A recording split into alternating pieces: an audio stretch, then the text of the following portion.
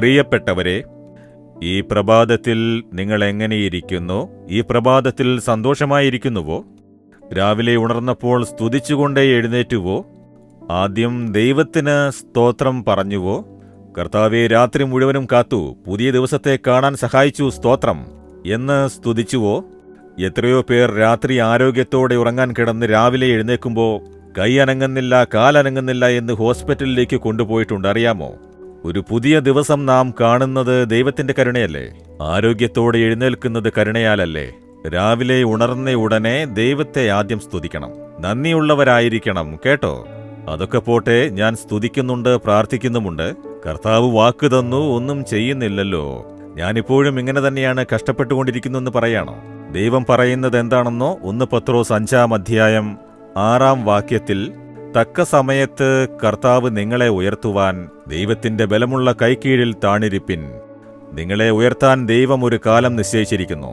നിങ്ങളെ ഉയർത്തി എപ്പോഴാണ് മഹിമപ്പെടുത്തേണ്ടത് എന്ന് ദൈവത്തിനറിയാം. നിങ്ങളുടെ ജോലിയിലും നിങ്ങളുടെ പഠിപ്പിലും നിങ്ങളുടെ ബിസിനസ്സിലും നിങ്ങളുടെ ജീവിതത്തിലും എപ്പോഴാണ് നിങ്ങളെ ഉയർത്തി മഹത്വപ്പെടുത്തേണ്ടത് എന്ന് ദൈവത്തിനറിയാം. എന്നാൽ നിങ്ങൾ യഹോവയുടെ ബലമുള്ള കൈക്കീഴിൽ അടങ്ങിയിരിക്കാൻ പഠിക്കണം. ദൈവത്തിന്റെ പിടിവിട്ട് നിങ്ങൾ സ്വയം ഉയർത്താൻ ശ്രമിക്കുന്നതും നിങ്ങൾ സ്വയം പ്രശസ്തി ആർജിക്കാനായി ശ്രമിക്കുന്നതും അതിനേറ്റ വീഡിയോസ് ഇടുന്നതും അതിനായി ഗർവത്തോടെ സംസാരിക്കുന്നതും അതിനായി അതും ഇതുമൊക്കെ ചെയ്യുന്നതും ഇതുകൊണ്ടൊന്നും നിങ്ങളെ ഉയർത്തുവാൻ സാധിക്കുകയില്ല.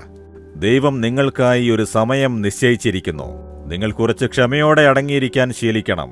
അപ്പോൾ തക്ക സമയമാകുമ്പോൾ ഉയർത്തും.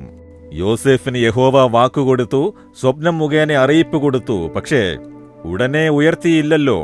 യോസേഫിനെ 17 വർഷം കഷ്ടപ്പാട്, ഉപദ്രവം, ഞെരുക്കം ഇവയിലൂടെയെല്ലാം രൂപപ്പെടുത്തി, ഉയർത്തി, മഹിമപ്പെടുത്തി. അബ്രഹാമിന് യഹോവ വാക്കുകൊടുത്തു, അടുത്ത വർഷം തന്നെ വാഗ്ദത്തം നിറവേറ്റിയോ? അയാളുടെ നിന്ദയെ മാറ്റുവാൻ അത്ഭുതം ചെയ്യും എന്ന് പറഞ്ഞു.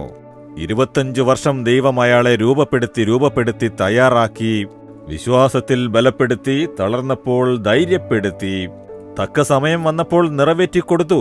ദാവീദിനെ കർത്താവ് ചെറുപ്രായത്തിൽ തന്നെ അഭിഷേകം ചെയ്തു. 17 വയസ്സിൽ അഭിഷേകം ചെയ്ത് ബാലകനായിരിക്കുമ്പോൾ തന്നെ ഗോലിയാത്തിനെ വീഴ്ത്തിച്ചു. രാജാവായി അഭിഷേകം ചെയ്തുവെങ്കിലും ഉടനെ അടുത്ത ദിവസം തന്നെ രാജാവായോ? കുറേ വർഷങ്ങൾ കാത്തിരിക്കേണ്ടതായി വന്നു.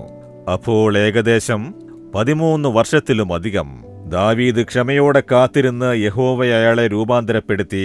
എല്ലാം അറിഞ്ഞ് യഹോവയെ സ്വീകരിക്കുന്ന സമയം വന്നപ്പോഴാണ് രാജാവാക്കിക്കൊണ്ട് ദൈവം അയാളെ ഉപയോഗിച്ചത്. അപ്പോൾ ദൈവത്തിന് ഉയർത്തുവാൻ ഒരു കാലമുണ്ട്. നിങ്ങളെയും നിങ്ങളുടെ ജോലിയിലും പഠിപ്പിലും നിങ്ങളുടെ ബിസിനസ്സിലും തക്ക സമയം വരുന്നതുവരെ ക്ഷമയോടെ കാത്തിരിക്കൂ. ധൃതി പിടിച്ച് നിങ്ങളെ സ്വയം ഉയർത്താനായി ശ്രമിക്കരുത്, പ്രയാസപ്പെടരുത്.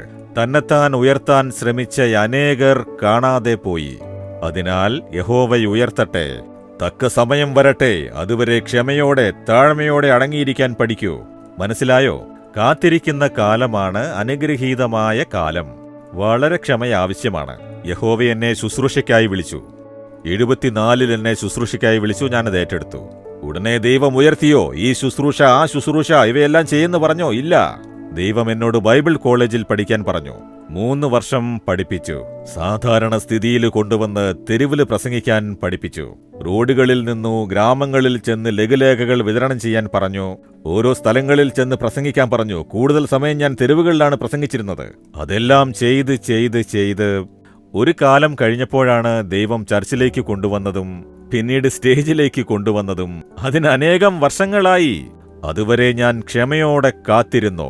ദൈവത്തിന്റെ കയ്യിൽ അടങ്ങിയിരുന്ന് പഠിച്ച ശേഷം തക്ക സമയത്ത് കർത്താവ് എന്നെ ഉയർത്തി എല്ലാവരുടെയും മുന്നിൽ കൊണ്ടുവന്ന് നിർത്തി. ഇങ്ങനെയാണ് എല്ലാവരുടെയും ജീവിതത്തിലും. അതുകൊണ്ട് നിങ്ങളും ധൃതി കാണിക്കരുത്. കർത്താവ് നിങ്ങൾക്ക് ഉയർച്ച നിശ്ചയിച്ചിട്ടുണ്ട്. ആ കാലം വരുന്നതുവരെ കർത്താവിന്റെ കരങ്ങളിൽ, യഹോവയുടെ കൈകളിൽ അടങ്ങിയിരിക്കാൻ പഠിക്കുവിൻ. അപ്പോൾ തക്ക സമയത്ത് യഹോവ പെട്ടെന്നുയർത്തി നിങ്ങളെ മഹത്വപ്പെടുത്തും. കർത്താവേ, തക്ക സമയം വരുന്നതുവരെ ഞാൻ ക്ഷമയോടെ കാത്തിരിക്കാൻ എനിക്ക് കൃപ തരയണമേ. അങ്ങയുടെ കൈകളിൽ അടങ്ങിയിരിക്കാൻ എന്നെ സഹായിക്കണമേ. എന്നെ സമർപ്പിക്കുന്നു. യേശുവിന്റെ നാമത്തിൽ പ്രാർത്ഥിക്കുന്നു. ആമേൻ, ആമേൻ. Jesus readings Malayalam YouTube channel subscribe ചെയ്യുക. ബെൽ ഐക്കോൺ ക്ലിക്ക് ചെയ്യുക. ഞങ്ങളുടെ ദൈനംദിന പ്രോഗ്രാമുകളെക്കുറിച്ചുള്ള അപ്ഡേറ്റ് ലഭിക്കുവാൻ